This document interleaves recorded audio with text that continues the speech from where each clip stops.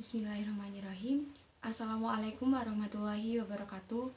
Perkenalkan, nama saya Siti Alfi Khairun Nafi'ah, NIM E 2019-2192. Saya dari kelas Ekonomi Syariah 5, Fakultas Ekonomi dan Bisnis Islam semester 3. Nah, di sini saya akan memberi tanggapan yaitu tentang definisi ekonomi terbuka, siklus faktor impor dan ekspor menurut ekonomi Islam.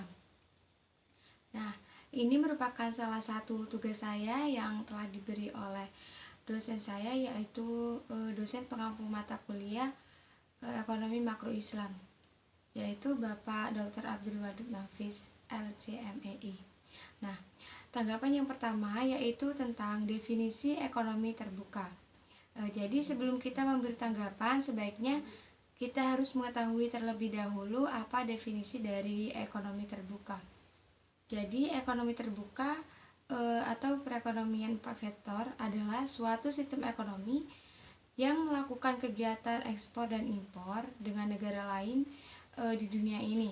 Nah, dalam ekonomi terbuka, sektor-sektor ekonominya dibagi menjadi 4 golongan, yaitu sektor rumah tangga, sektor perusahaan, sektor pemerintah, dan sektor luar negeri.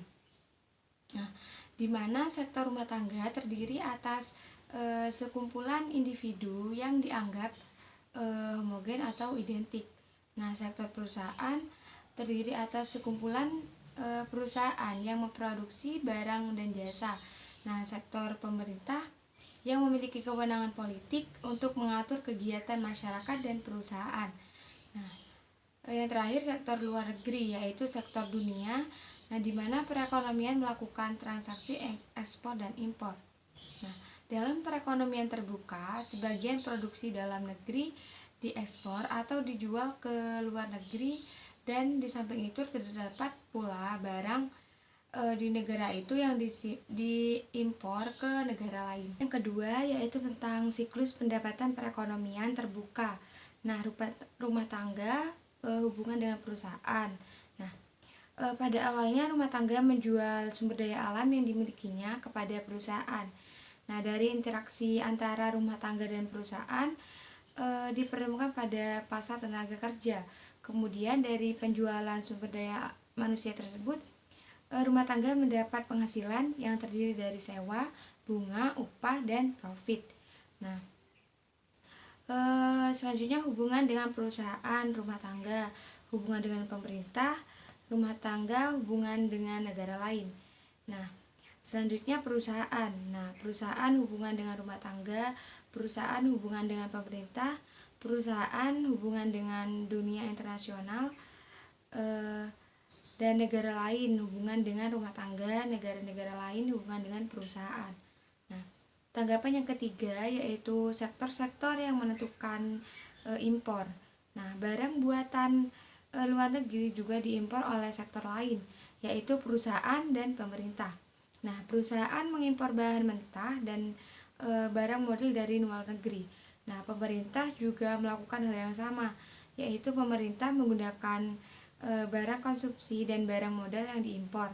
Nah, walau bagaimanapun dalam analisis makroekonomi diasumsikan bahwa impor terutama dilakukan oleh rumah tangga. Nah, maka fungsi impor sangat berhubungan dengan pendapatan nasional. Nah, seperti yang telah dinyatakan, impor adalah pengeluaran terpengaruh, yang berarti semakin tinggi pendapatan nasional, maka semakin tinggi pula impor.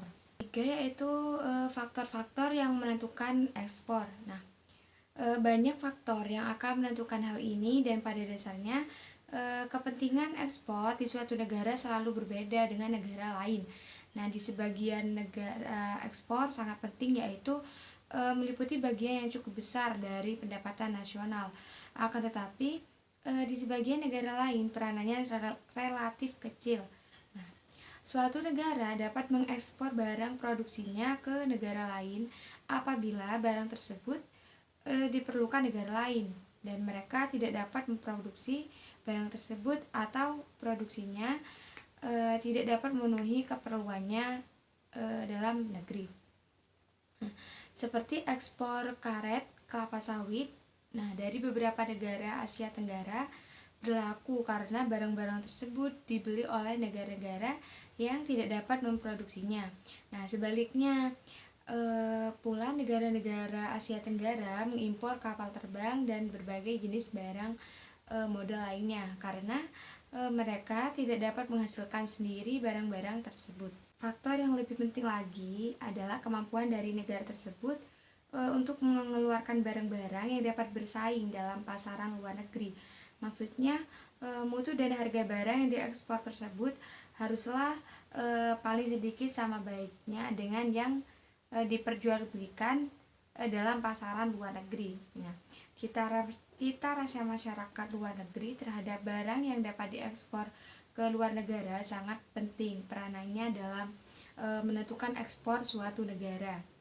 Secara umum boleh dikatakan bahwa semakin banyak jenis barang yang mempunyai keistimewaan yang sedemikian yang dihasilkan oleh suatu negara, semakin banyak juga ekspor yang dapat dilakukan. Mungkin itu saja yang bisa saya sampaikan.